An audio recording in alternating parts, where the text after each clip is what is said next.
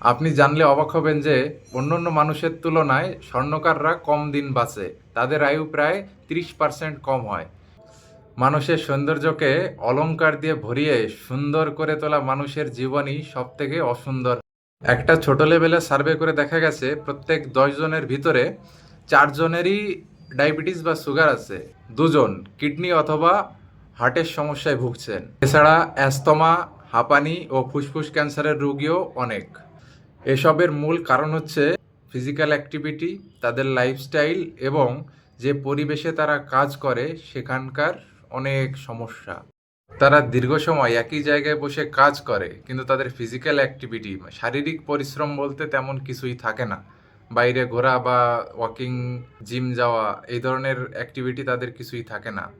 সোনা গালানো, সোনা পরিষ্কার ও শাইনিং আনার জন্য অনেক কেমিক্যাল অ্যাসিড ব্যবহার করা হয়। সেগুলো বাষ্প হয়ে শ্বাস প্রশ্বাসের মাধ্যমে শরীরে প্রবেশ করে, যেগুলো খুবই ক্ষতিকারক। যে পরিবেশে তারা কাজ করে সালফিউরিক অ্যাসিড সহ নানা কেমিক্যাল তারা ব্যবহার করে। গ্যাস সবসময় জ্বালানোই থাকে, ভেন্টিলেশন থাকে না, যার ফলে অক্সিজেন শর্টেজ হয়। কার্বন ডাই অক্সাইড ইনহেলেশন বেশি হয়ে যায়। খাদ্য খাবার দেরিতে খায়, ঘুমায় দেরিতে, অনেক রাত পর্যন্ত কাজ করে।